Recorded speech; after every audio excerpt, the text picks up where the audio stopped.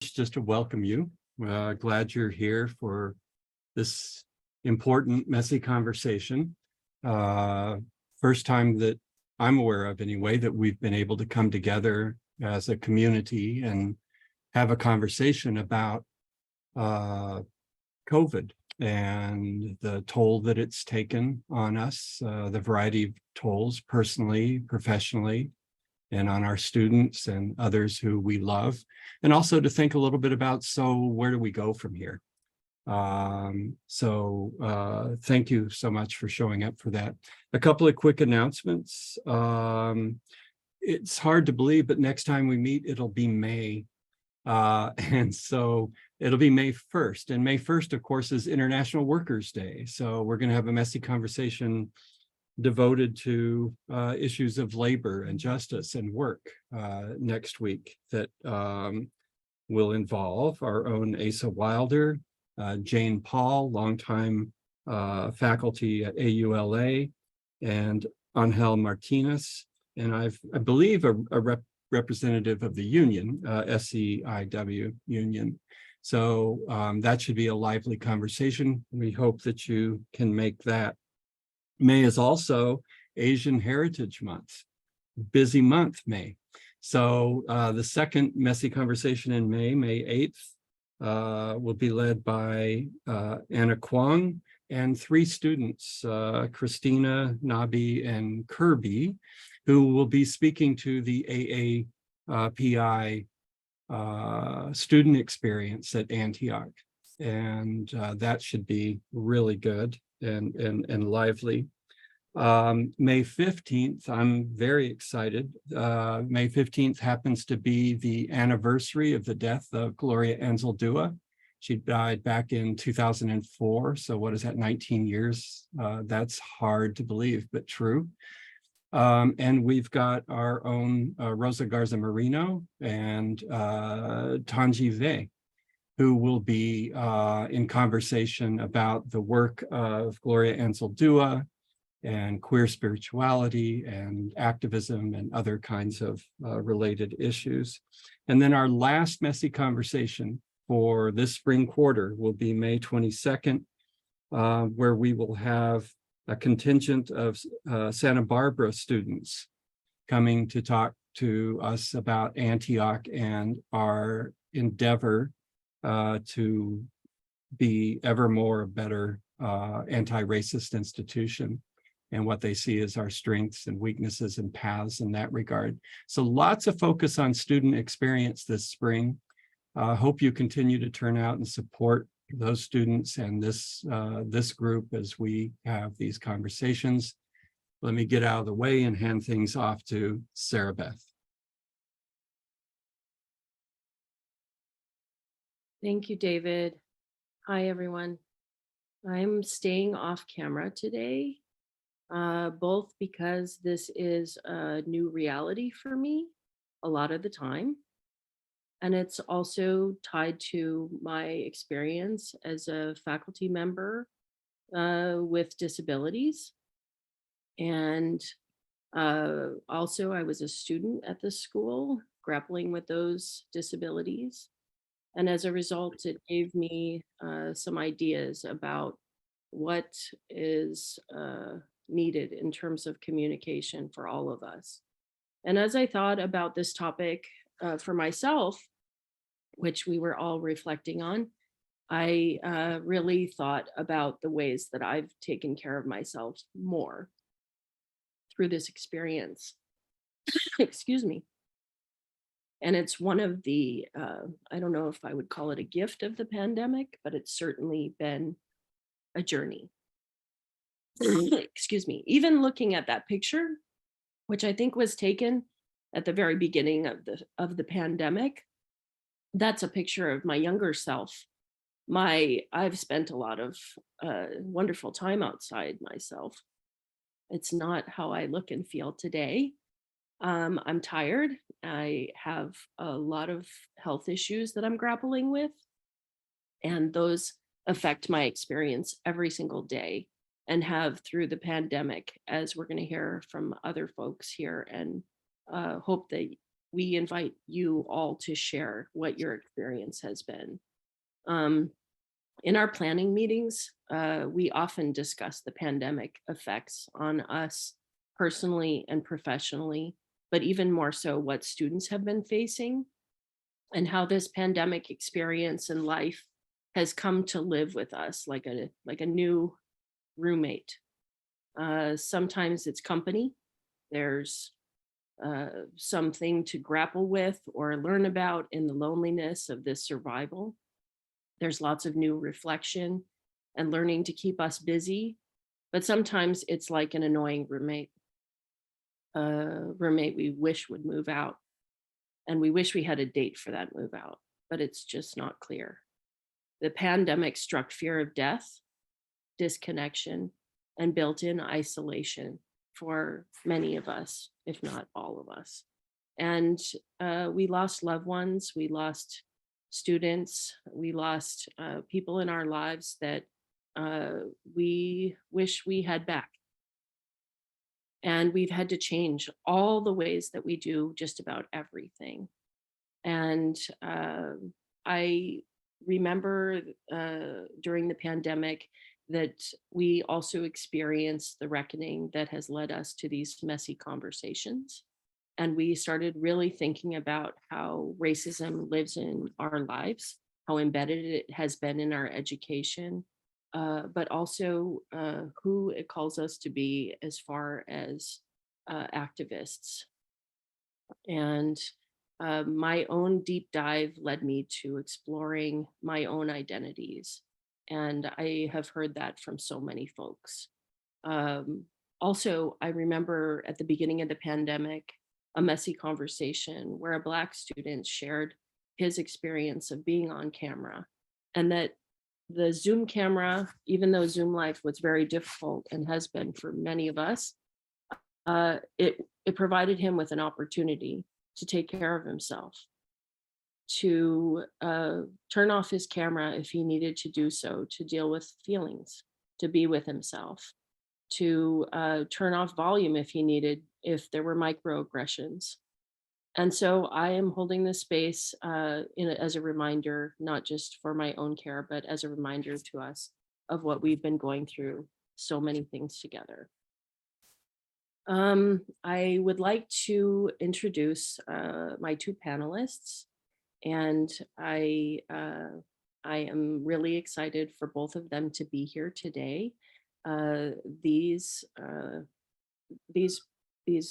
women who have joined us are students here at Antioch in our graduate programs, Marissa Hackett and Elizabeth Lemon. Elizabeth is no longer a student, actually, just graduated.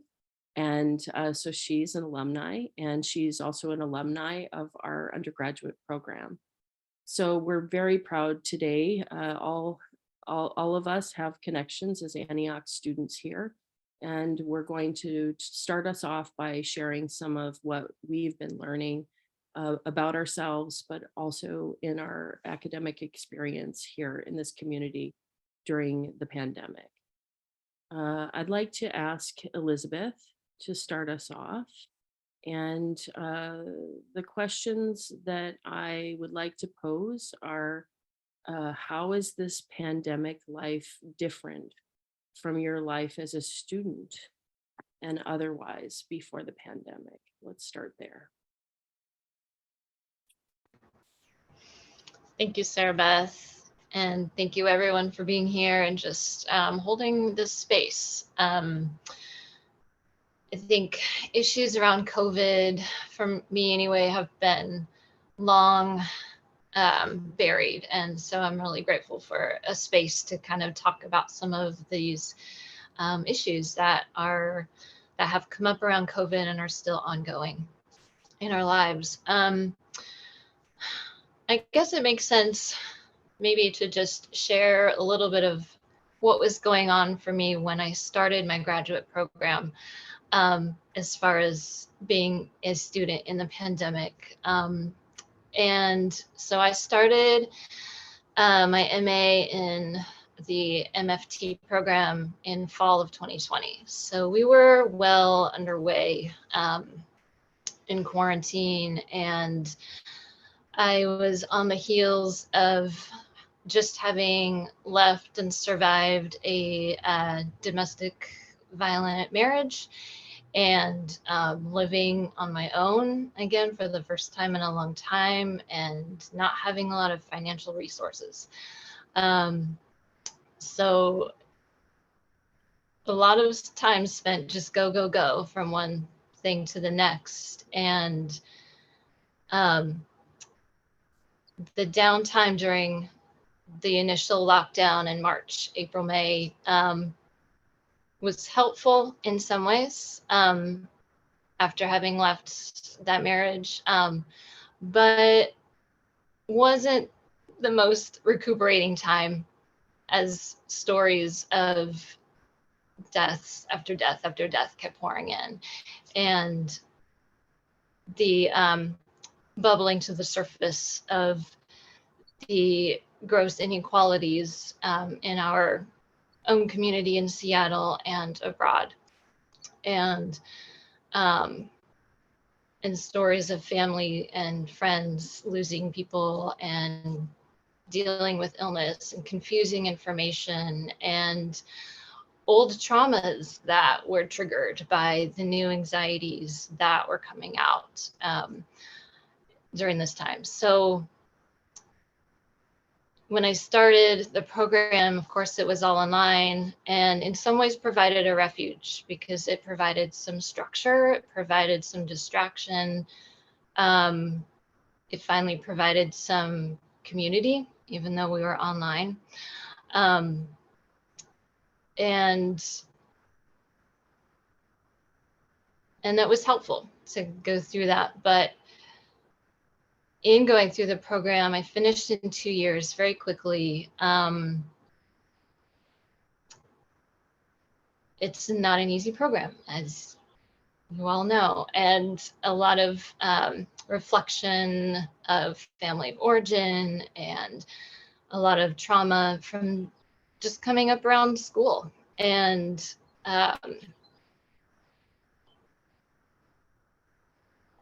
so I was doing a lot of thinking about trauma and just feeling immersed in it, and vicarious trauma, what we're seeing on the news and what other people are going through, and just feeling into all of these spaces of community trauma and social trauma and generational trauma, and how that looks in my own life, and how does that look in other people's lives, and how is that affecting us all as a whole and as a community, our responses to trauma. And so it was sometimes really hard to be on Zoom because we may have a really hard class, and the class ends and you're done and you leave the meeting, and I'm by myself with no one to really talk to or process through. So there's a lot of that kind of being in this alone space after a really tough class, or going through and writing a really tough paper.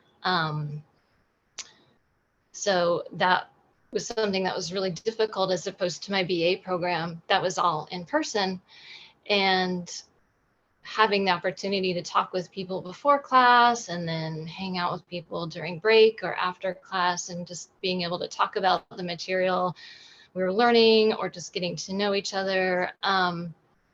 So there was a lot of holding that I think over time, just the weight really started to burn me out, and started to become really burned out with towards the end of my program, and had a lot of increased anxiety and depression. I think not only about COVID and illness and resurfacing back into public, but other issues like environmental issues started to become really salient for me in our increasingly hot August months, with smoke so thick outside we can't go outside and still have to mask up. And it was just almost like another, to me, it felt like an environmental pandemic on top of a health pandemic. And so this burning out kind of resulted in needing more time for assignments, needing time to turn off my camera, needing time to just maybe have a little bit more space in class, to have the classroom be a trauma-informed place, to hold the voices of the students there. And some classes were supportive of that, but unfortunately others weren't. And there were expectations of still getting things turned in on time, or not being able to turn off your camera, or not being able to take more breaks. So it sometimes felt like there was like this expectation that school was kind of happening in a bubble when all of this was happening in my world outside of that. So it also felt kind of like teachers, though, and advisors were spread really thin. And they had a lot on their plate and were dealing with so much, with transitioning to Zoom, and their own experiences with COVID, and their own experiences with racial inequality, or their own experiences with homophobia or human supremacy. And I know that filtered into that class, and I think the students could feel that too. And it just kind of seemed like we were all just sort of surviving and just kind of trying to get through each day. So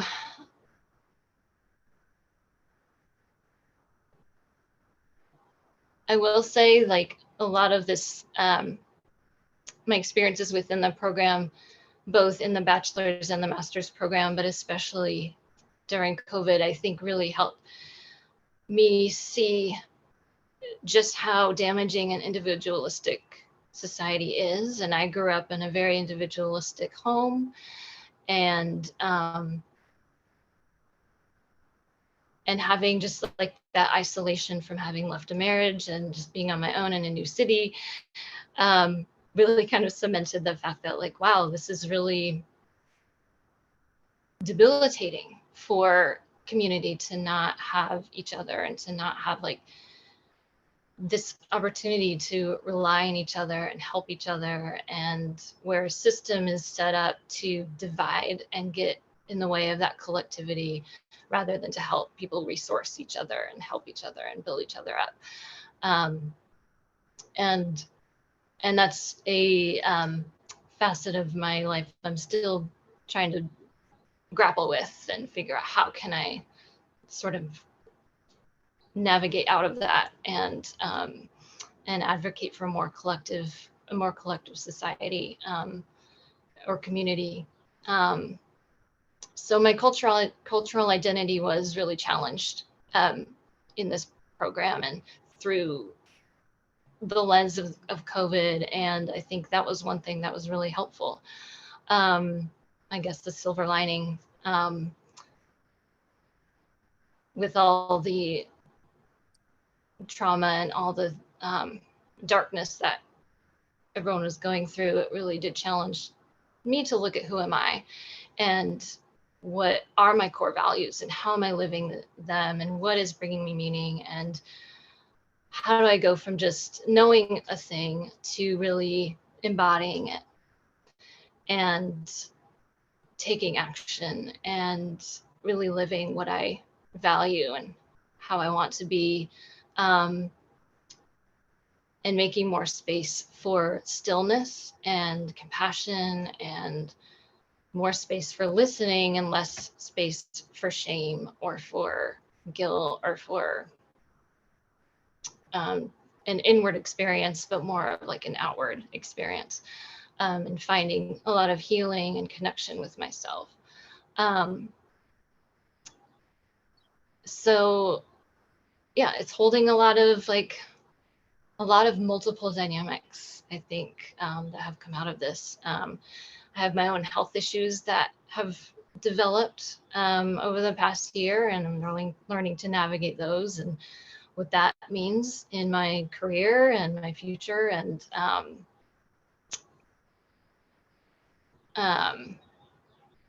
I may have to remain on a Zoom space for a little while. So a lot of things I'm still grappling with, and coming out of now that I've graduated and have the opportunity to have a little more space in my schedule and my time.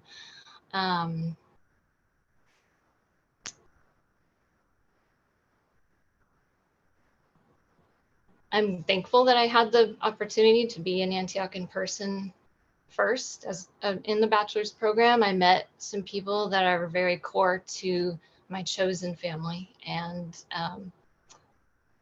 that I don't think I would have that connection with if I had just started on Zoom. So I don't know. I don't know if that really answers that question very well. I feel like I'm kind of rambling now.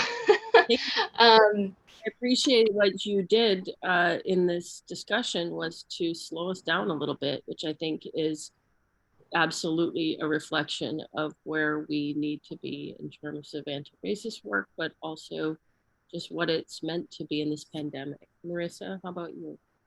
Thanks, Elizabeth. Hi, everyone. As Sara Beth said, I'm Marissa Hackett, and I didn't get a chance to look at my bio. I'm in the midst of the CFT program at Antioch Seattle here in Seattle. And I've been reflecting on this topic, well, since the beginning of the pandemic. I was working here in Seattle at a community college when the pandemic began. So sort of looking through the lens of academia has been at the core of how I've kind of seen this whole experience outside of my own personal experience, starting from being in that community college setting to now being in this Antioch world, and sort of seeing that spectrum while navigating my own experiences has provided quite an insight. In 2020, I started collecting articles that I knew I'd want to reflect on come today. And here's just a little snapshot of those articles. COVID-19 is disproportionately taking Black lives. Dear rich white friends, the pandemic isn't a vacation. Black and brown people are still dying. The lessons we should really be teaching kids in the pandemic. For vulnerable Black communities, the pandemic is a crisis on top of a crisis. Disability laws finally gave them an education. School from home threatens to make that impossible. Talking about disability services. What does hood feminism mean for a pandemic? We'll share these articles. That's another great one about mutual aid work. How to heal the mass trauma of COVID-19. So these are just a handful of articles that I've been collecting, reflecting on. Most of those are from 2020, I believe. And here we are, 2023. Thanks for sharing those there. If you want to access those, they're in the chat. So in 2021 is when I entered the program here at Antioch after going through lots of reflection period. What I was witnessing at the community college level that was primarily serving Black and brown students was what I expected, just the exposure of the inequalities in our community and our city, and the lack of resources being diverted and available and accessible to students and their families that were attending the community college, and the level of disruption the pandemic was causing to students that were working these essential jobs while also attending community college. Folks that didn't have laptops at home or Wi-Fi were bringing, basic equipment to folks just to take classes. So seeing that and living that firsthand, I'm working with students here in Seattle with a part of a program called Seattle Promise. That was a city collaborative program with the community colleges. So a real popular program that with a group of students that barely had the necessities they needed at the beginning of the pandemic. And it was it was rough to see. It was rough to be a part of as someone in student services. And I think we have someone that might have unmuted just for tech purposes. If everyone can just double check that, only because I'm hearing a echo there. Thank you. And it was essentially what ultimately led me to the family therapy program. I had to jump into a program that looked at working with folks from a systemic perspective. All of the systemic inequalities in our late stage capitalist society were being exposed, or were exposed, have been exposed through the pandemic. The historically marginalized communities were dying at exponential rates. The health inequalities, the lack of health care, it was all exposed. And the question is, what are we going to do with it? So as a student and as a person, I shifted from being in an environment where systems upon systems were not working for the folks that they were designed to be serving. So and this is obviously in the midst of the racial justice movement, Black Lives Matter. So I'm, as a Black woman in America, watching a system that's supposed to be serving Black and Brown students in the midst of a pandemic doing not a great job. And then I'm watching and I can't be a part of it. So I resigned. And that was really messy, to take a minute to reflect on what sort of system am I going to be a part of during this time when everything's so exposed, so I wasn't comfortable being in a setting where, I was enabling just systems that weren't accurately and effectively serving the folks they were designed to. So that didn't, too much was uncovered, I guess is the best way to put it, and which was exposed by so as a person and through narrowing in Antioch, there's no institution. I decided to enter higher education, which has its own, barriers and issues within itself. But I found Antioch to respond to my questions of activism and sort of how we want a future society to look. Overall, I feel like as an institution, it could be a home for me to at least do the things I want to do to change the world. So I found Antioch as a student, as a program, and the CFT program here in Seattle, specifically because of its faculty, some of the faculty and some of the programs. But, it's been an interesting, I started in 2021 fall. So there was always a question if I was going to be in person or not. And that just naturally brought anxiety and a lack of ability to build community. So when you talk about just kind of the before and after, in community college setting, I was managing a team of staff, and doing that remotely just creates a whole different energy to build community and closeness and connectedness. And that's kind of what's been the continued effort, learning how to do therapy partially online, so it's a way, takes a different skill, different way to connect with folks. So I've had to find different skills to do this new work path that I have found to be more important now that, that we're in the middle of living life after a pandemic. We're never going to be the same, is kind of my hope, that folks, we're not going to go back to this normal that folks sometimes, I think, long for. And I personally find that it's disrespectful to all the loss and all the inequalities that we're exposed to just talk about going back to normal.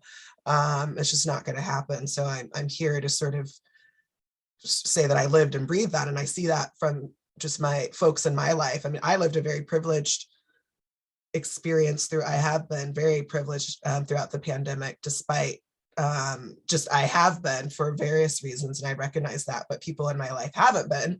And I see family members who can't return to the same industries they were in, or family members who have lost, multiple loved ones, and for various reasons, whether it were pandemic or communities that were hesitant to subscribing to different measures to prevent them from getting, infected, or whatever the case might be. And just those controversies in itself about what were the healthiest ways to do the thing. And just all of that anxiety that further, I think, created the divisions is sort of what also I've been feeling. So being in the, with that said, I found, I was grateful to be in the academic setting to sort of be able to process and philosophize and analyze all of these topics with folks that were interested in doing so. So having that community was, or having the community to continue to have the community for spaces like this and the narratives of pain that Elizabeth and I work on. We need spaces to just get these sentiments out because it's all of that, because these stories are going to shape, you know, what we do, how we reflect on like these articles that I kept, and what we do after having conversations like this is what's important. Once we hear the stories of pain and transition and newness that we're all experiencing, you know, my hope and the reason I'm here is that, number one, to share my story and to help facilitate others, encourage others to tell their stories so that we can move on, you know, shift our society in a way that we want to see it, that's more grounded in healing and health. And so when the next pandemic comes around, perhaps we'll have a more humanistic approach in some ways. One last thing that I just wanted to mention, just on the academic side, because it's come up a couple of times, just the Zoom, the space and the camera and having it on or off. And now that I'm about 8 quarters in, I guess, and into the program, or 7 quarters in. I have really appreciated the professors who have just really opened up with allowing that flexibility with Zoom life, whether camera on, camera off, taking a break. And that's still, for those that don't know, there's still that anxiety going into a course, not knowing what style a professor has when it comes to that. And I recently switched sections after getting a sense of a professor's style when it comes to their need for camera on at all times, or preference for that, or whatever the case might be. But I really hold that ability to have that flexibility sacred, honestly, now that we're in this new normal. So just sharing that.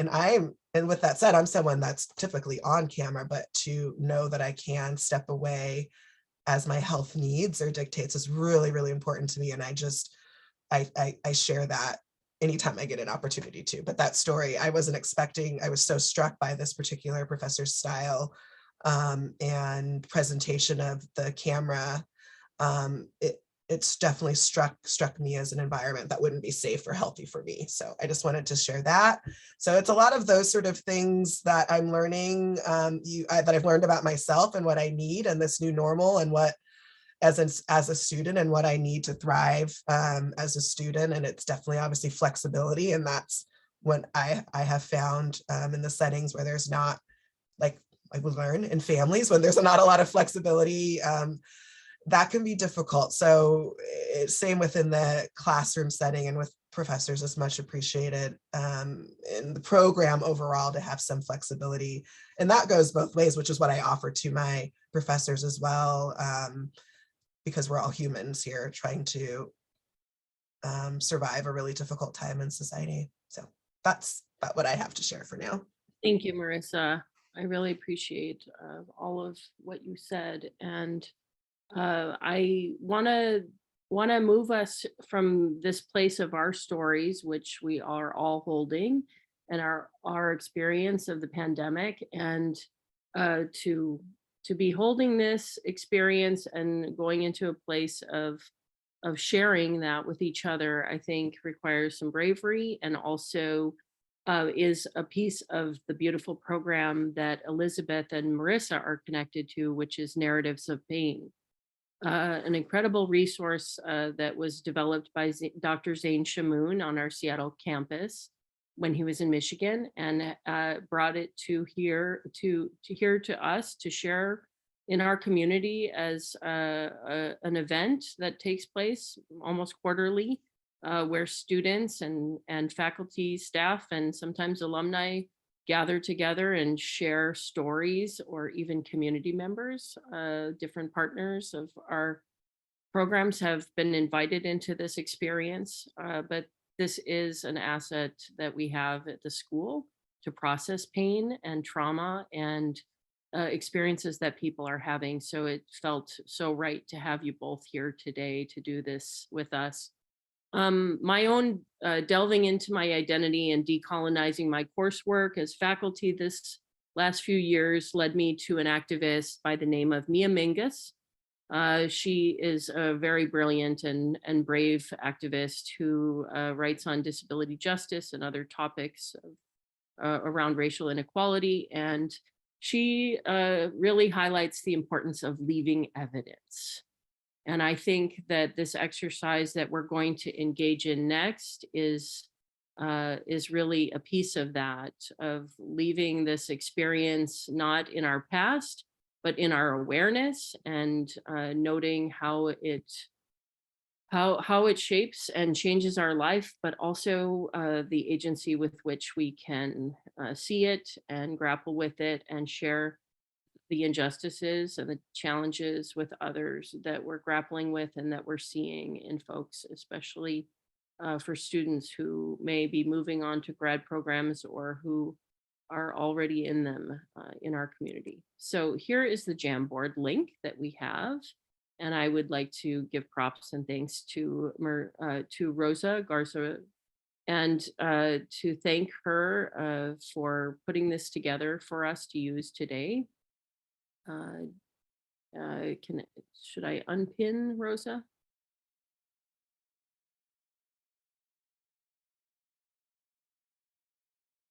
Let me try this. There we go.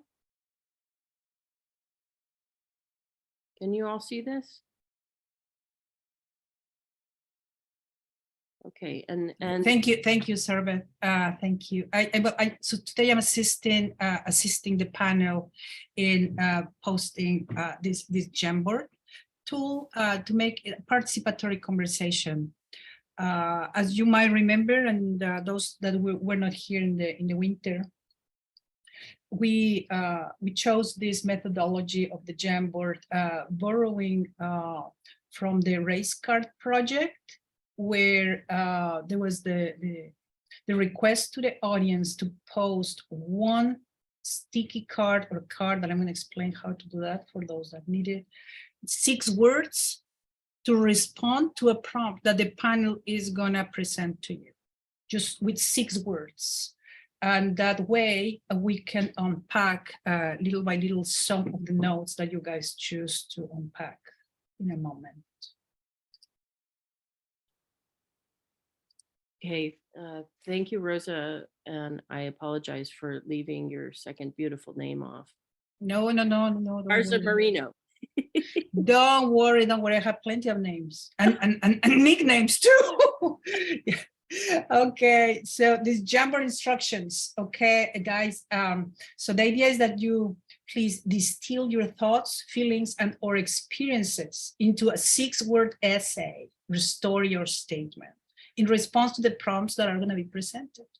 So you will have probably about 5 minutes for each prompt to write on a sticky note, at least 1 6-word essay for each of those. Sorry for the rewording. And you may post more than 1 sticky note if you have time, as long as there are like 6 words, right? So this is how the sticky notes look like. And the way you created them is by going to this section of the left section of the board, pick any color that you like, write on it your 6 words, and that's it. And then we're ready for the first prompt, and people have access to this because it's in on the chat, guys. You have the chat, you have the sticky note. Yes, sure. So what is your first prompt, dear panelists? Let's start with this first slide, which says loss. Please use your tools on the left side of your screen. In the middle there, you see this sticky, and maybe Rosa, you could do an example for us to get us going. I went to the sticky here to the left, right, and I'm gonna write one. How can I unsee massive grief? That is my problem with the pandemic.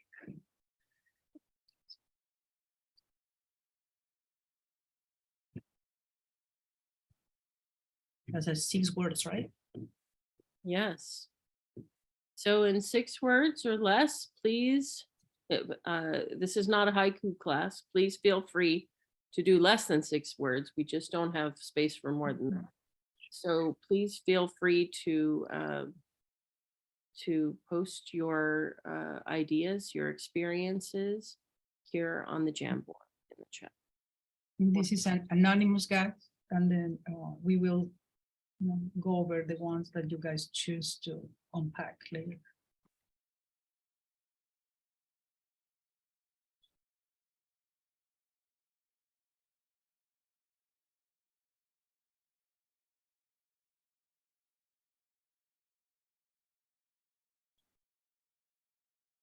Okay.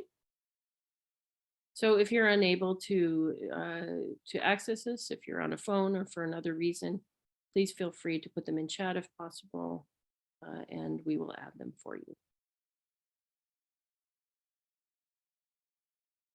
You can also share them verbally if you'd like.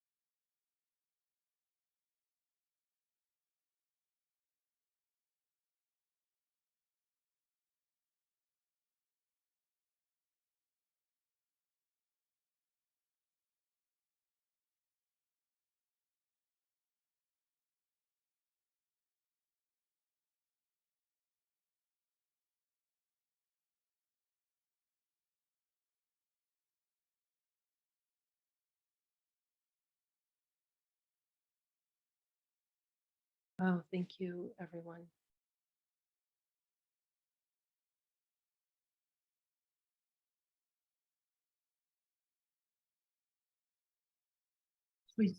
If there's anyone to sit with this for a moment and pick one, someone that could suggest one that you would like to unpack, whether it's yours or someone else's.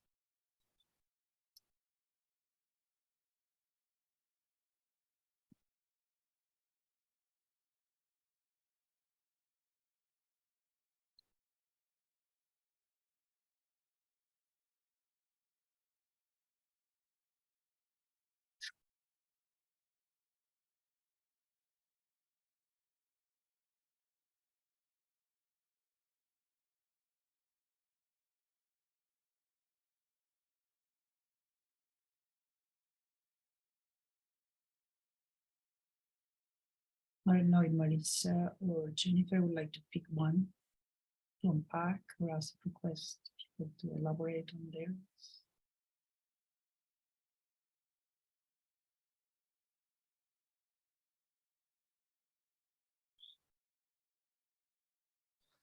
I must say, there's a couple that I keep going back to, but one that keeps standing out to me. It's a bit of a different thing, but anyway, how can I unsee massive greed? And that is just a really interesting one to me, and we can think about how it's connected to loss, but that's one thing that I've been sort of thinking about a lot, is the greed, just one of the many, just the gross inequalities that were exposed, and how folks were sort of existing or have been existing throughout the pandemic. So that's just one that stands out for me. I'd love to hear if there's one that others were struck by, or would love to, that I'd like to unpack a bit more, or if there's a theme that folks are seeing. That's another thing that I love with this. But what about greed really hit me hard as well, because we are starting to see so many analysis of corporate greed across the board, and not just with the prices that rose during the pandemic, and the assault on necessities, that those basic items that people needed in community, that became so expensive, 2-3 times as much. So that was really hard to unsee, and I appreciate these newfound analysis around the grants and the PPE and all of those extended resources that were given by the government, and how corporations took advantage of that in a way that was assaulting to our communities, to our way of being. So that really, that one jumped out to me as well, firsthand. So glad to know we're like-minded.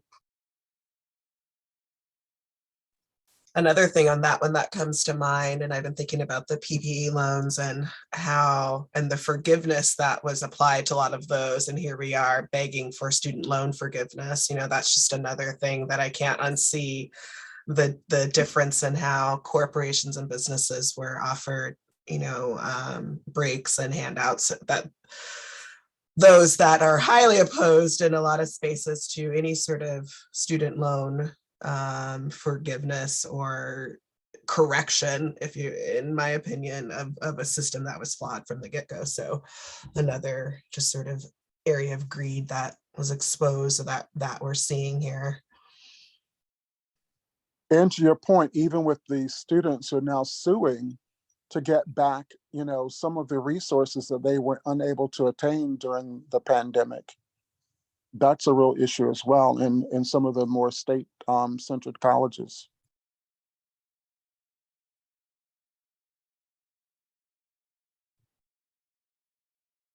I think of all the calls to action to decolonize the curriculum and to really think about what's needed going forward from the perspective of higher education. and still how little we are connected to these community organizations that are grappling with all of this, except through internships and practicums, and that the siloing of our learning and experience is really continuing to hit hard, especially for BIPOC.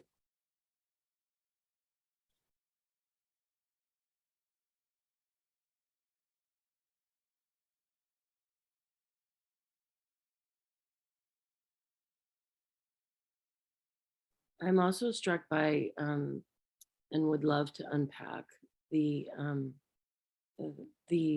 sticky that says heartbreaking, no touch allowed.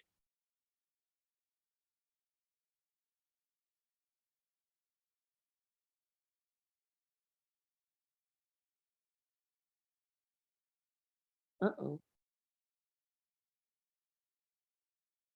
David says we're operating on 2 boards.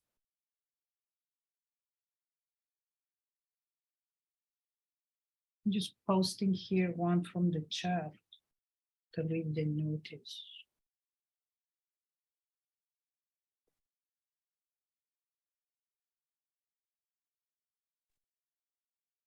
Perhaps some people are unaware of the little arrows at the top between the different frames that people can click on to go from slide to slide.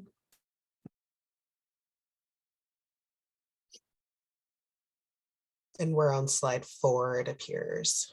We are on slide 4.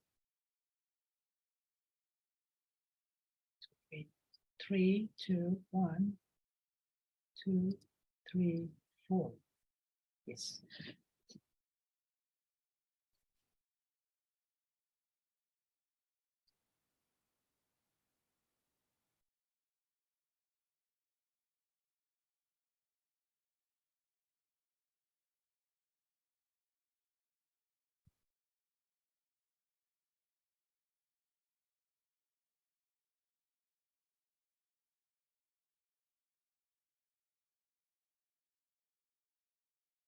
So I'm feeling the weight of all of these pieces that are being shared, and the intensity of this awareness. And one of the techniques that I'm using in classes now is to stop and just breathe deeply. And it's not a complicated kind of intervention, but it is one that can help us to ground ourselves in our bodies, whatever reality we're living with that, which is also illuminated all over here. But I would just like to invite you to take some deep breaths and pause, and we're holding this space together.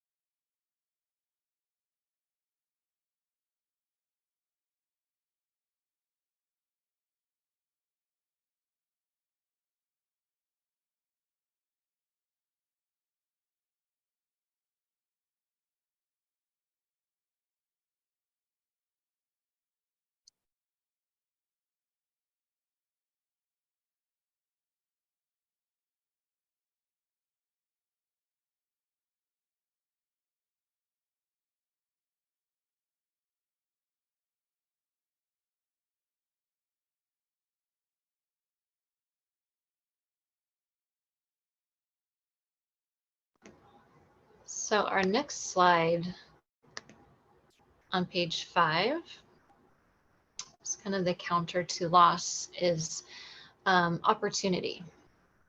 And so we just invite you to find the slide 5, the opportunity, and to put up your sticky notes of 6 words that resonate with you regarding opportunity that came from the pandemic. And if you like, you can type it in the chat as well, and we can post it.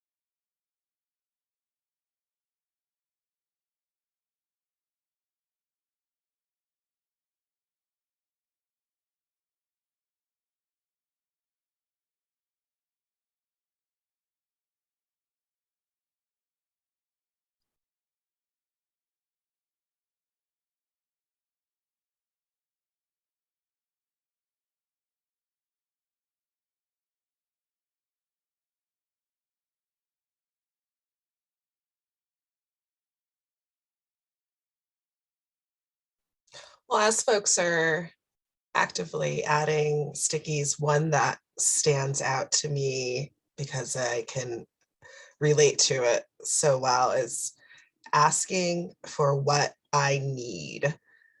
That is something that because of the in setting boundaries and sort of just establishing at the core of what I need, like making sure my basic needs are met during the pandemic, and asking those around me to support that is something that through the trauma and the experience of the pandemic has certainly highlighted for me as a necessity, asking for what I need. I'm wondering if anyone else has had, that's so beautiful. That's a beautiful thing to discover and to know what to ask and how to ask and to be able to ask and to have people to ask all of the things. So I just love that. And thank you for whoever shared that.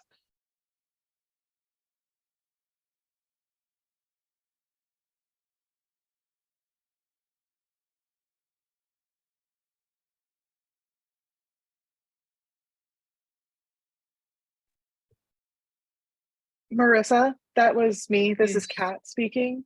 Yeah. And for me, that was the biggest change, is figuring out, figuring out that it was okay to ask for what I needed, that taking up virtual space was okay, that being vulnerable in having needs, especially for affection or community, as you know, I hit the 6-month mark of no human touch, right? Being able to just express a need, even if that need wasn't able to be met at that moment, right? And it gave me a little bit more confidence to really look at the way that my brain works and how what I need is not always tangible. And it's a hard process to be able to do that and to develop those vulnerabilities and ability to ask if somebody has bandwidth and not assume or feel entitled, but to ask for what I need because it's okay to need it.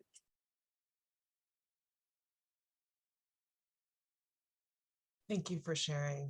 The more we can just say that out loud, the more we'll have folks asking and then receiving, and it becomes this beautiful thing. What do you know? We're all getting our needs met, and that's a beautiful thing, but we're conditioned to not ask. And there's, depending on how we're cultured or raised and whatever environment, it's typically not really supported. So to come to that is really it's really beautiful. So again, thank you for sharing that. And I think it's I just try to say that out loud as often as possible, because it feels it has made me sad in the past, and it's made me that I've been hesitant to ask for what I need, and then I'm thinking other people are probably doing that, and it's this ripple effect. So whatever we can do to undo that, I'm here for it. Thank you. To those of you who have to leave now, we know that we hit the 5 o'clock time a few minutes ago, and I just thank Kat and Marissa for that dialogue and for all the space that we're holding together. And you can still access this Jam board even if you're not here. We're gonna send some screenshots too.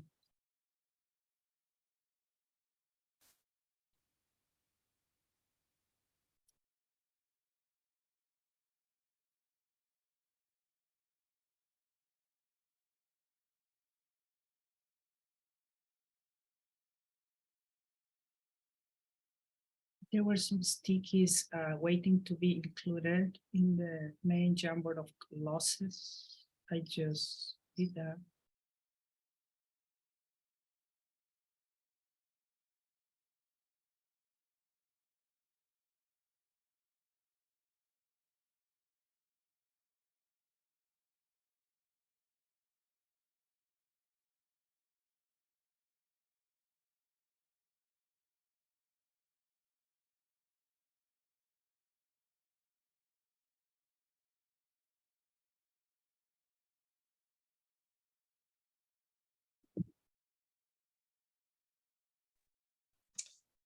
Okay, folks, we're going to just switch to the next slide. Thanks for participating in that one. What do we want to see happening next? This is a space with a lot of great thinkers, I know, and I'm excited to see what's on y'all's minds about what we'll see happening next. What do we want to take away from these lessons? What do we want to reimagine for us next with this collective experience we've all had?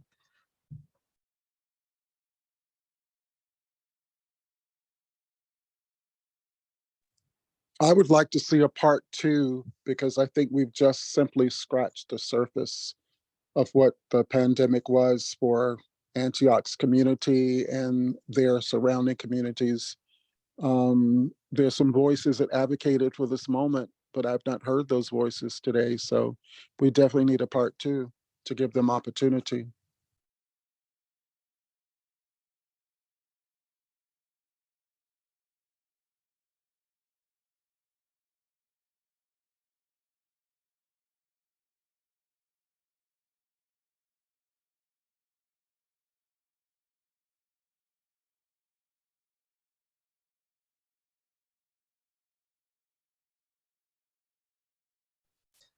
Thank you for that encouragement, and I respect that there are conversations that have happened that are taking place in many other spaces. But so I look forward to hearing from those that might have more insight or reflection.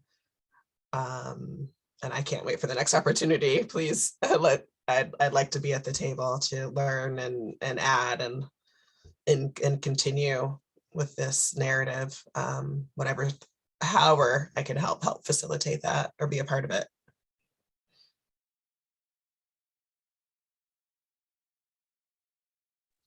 So noted. So part 2 is in place. We just need a calendar. Say it in 6 words, Clarence.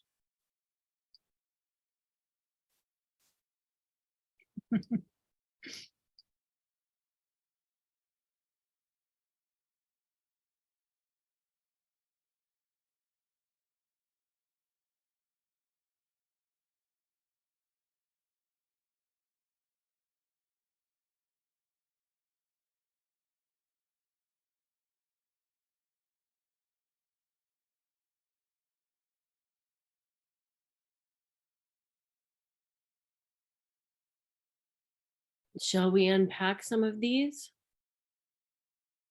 with our little bit of time left?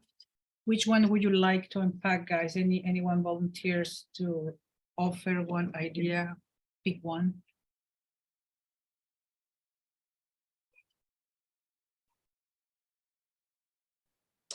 Well, I will continue my trend of jumping on ones that stand out. Accountability for the powerful and greedy. Clearly, there's a theme, and I want to see accountability and acknowledgement of the blatant sort of lack of accountability, or just some of the blatant things that folks have been able to get away with during this time in regards to, as a society, just that was already referenced. I mean, how is it that tuition is going up in the midst of a time when everything else is when I can, when folks can barely buy groceries? It's just a lot of things aren't adding up and making sense, and we can't unsee it anymore. And in a higher ed environment, we have the capacity, the space and the platform to really call a lot of things out. So I'm here for accountability and to really thoughtfully call those things out to enact change. So thank you for whoever threw that one up there.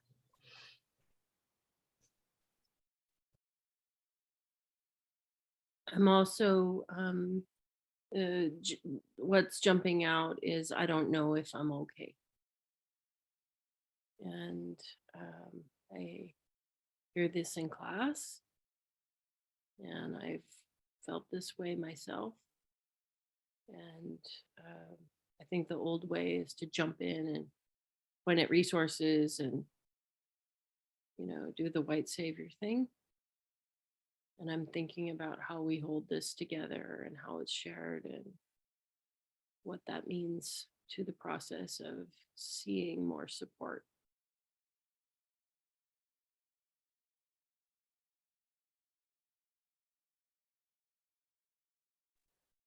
And I love that, because I don't know if I'm okay, because what is okay now? I think it's folks getting to reevaluate what is okay, what's acceptable, is healthy and surviving and or thriving, and considering what we've seen and experienced. And some things are just no longer acceptable, or nor are we okay with. And I think a part of this not knowing what we're okay with is the fact that we've seen so many things and we're kind of expected to not have big reactions to them, which is just unrealistic. At least that's how I'm feeling. And which is why I'm so grateful for spaces like this to be really real about some of this. So yeah.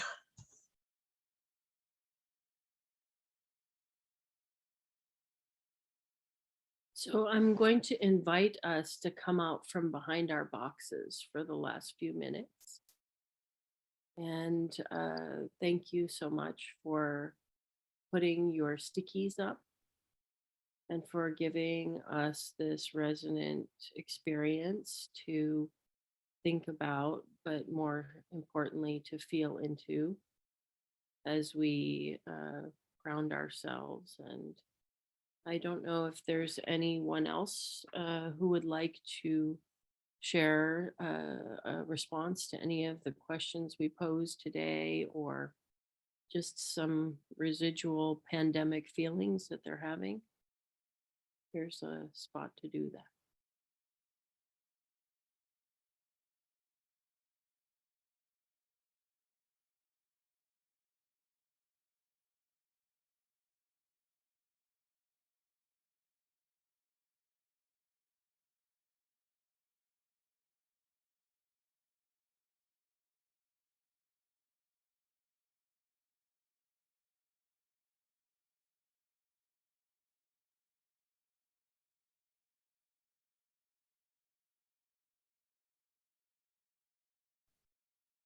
I'll mention something that I've been thinking about with this, maybe in the past year or so, like as we've discussed, this kind of like return to normal, but not normal, and whatever that means. And I think there was a period in the very early days, March 2020, where there was a kind of rupture, like this opening that was scary and hard, but also I think to some people who are like maybe idealistic or want to see the world be very different than it is, there was a kind of opportunity, like an opening. And this past year, I feel like it's been really difficult to kind of reckon with that closing, that like it passed and it's the same or worse, and it's more unequal.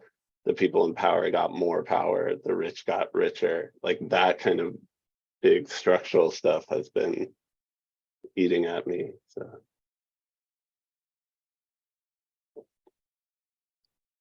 Thanks, Isa. Anyone else?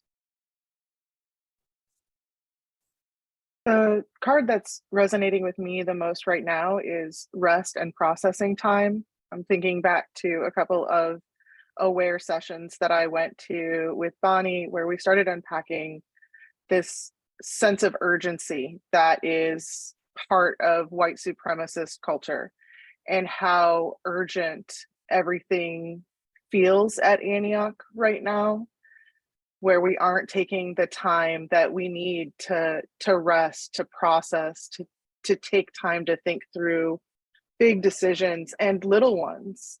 And I think that, one of the things that I want to see, that I know I have to work on, is dismantling that sense of urgency that is coming from powers that have nothing to do with my well-being, my students' well-being, or my staff's well-being, that I've internalized, right? We're working on a mission statement for the writing centers.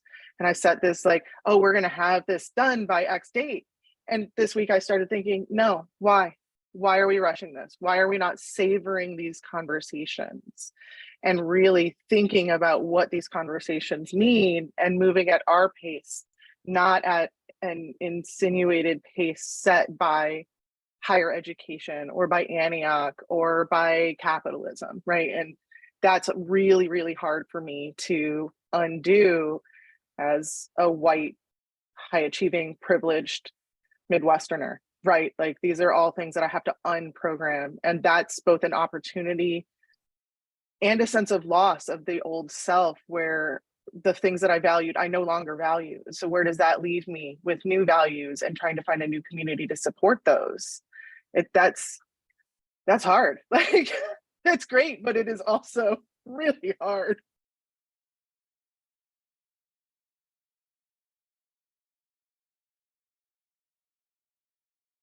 Thank you, Kat. I really appreciate your contributions, and you're making me think about how for so many of us faculty and staff and students, especially those of us who are, our work is processing trauma and learning how to process trauma and hold trauma and think about trauma, it can be even more difficult to deal with what you're describing, with that pressure.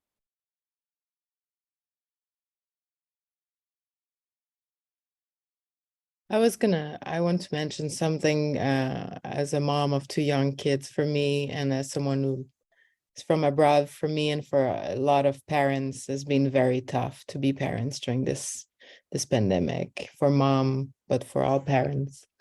And I think that needs to be stated here. And I'm not sure I'm okay. I'm also kind of going back to that sticky note.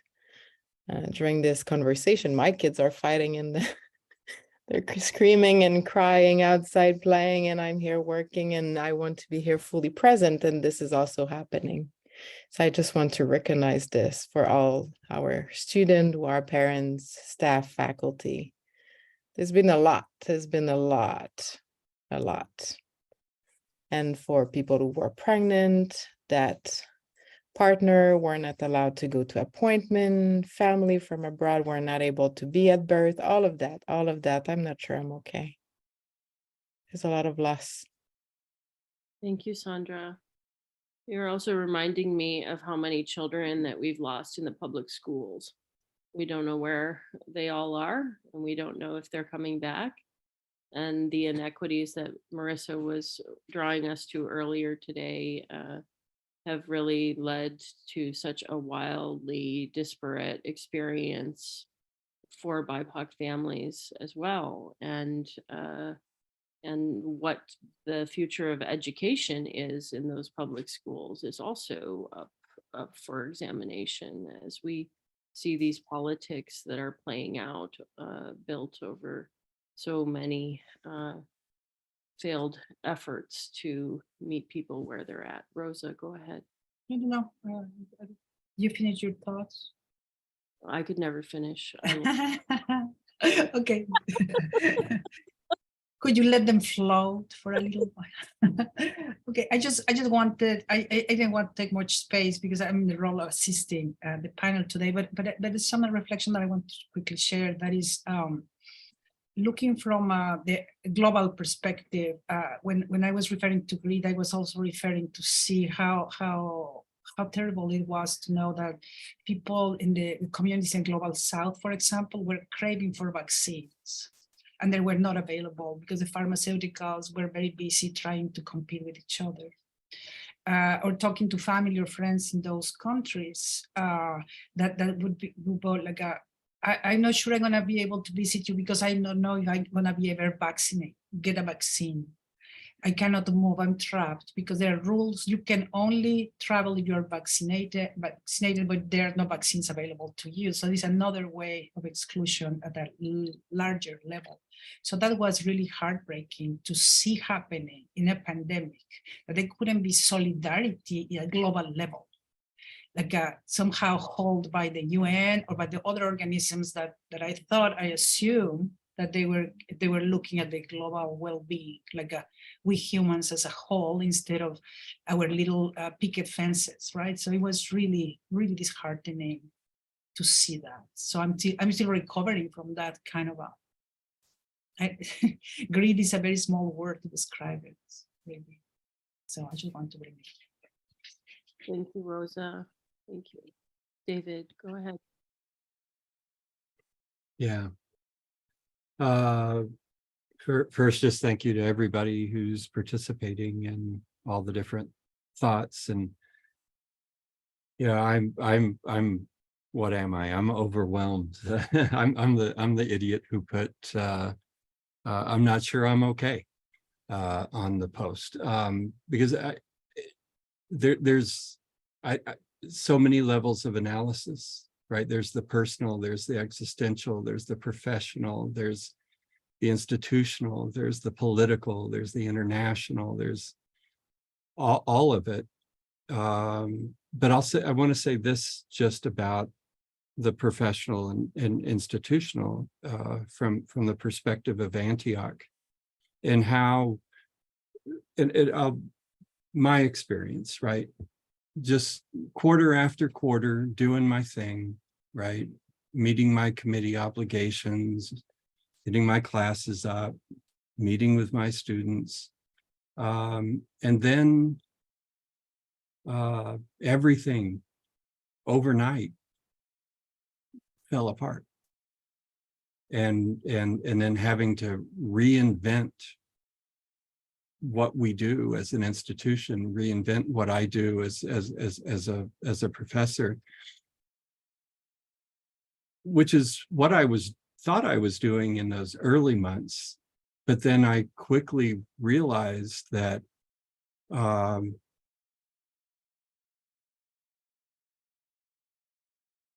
so much of what we had taken to be normal was just gone.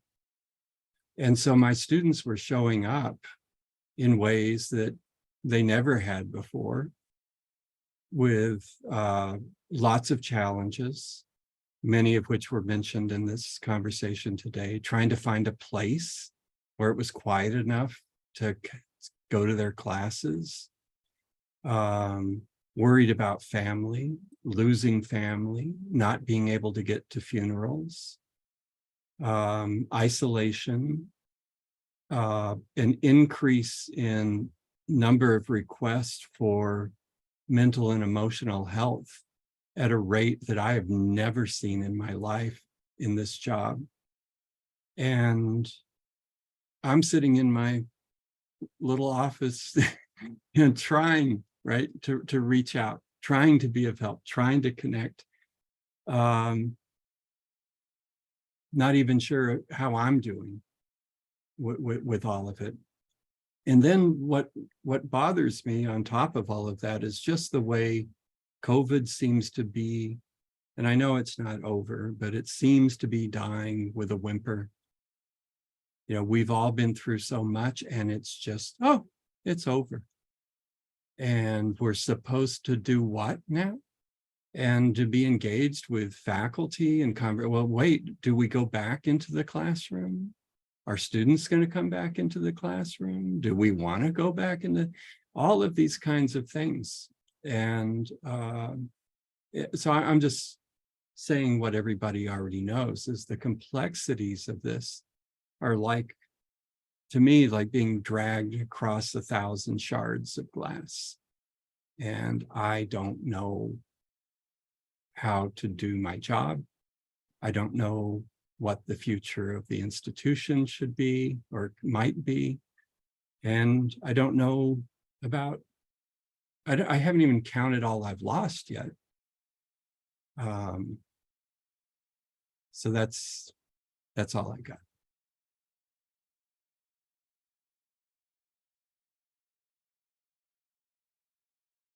Thank you, David. Thank you to everyone who came today. It's hard to know even what to say.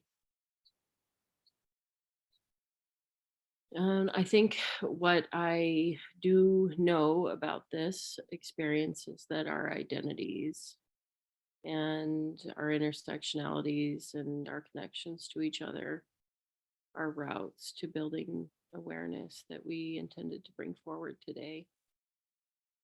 So thank you for sharing in these exercises together and holding space for each other. And hopefully we can continue to hold this in all of our spaces as we move forward, whatever that means anymore. Thanks for being here.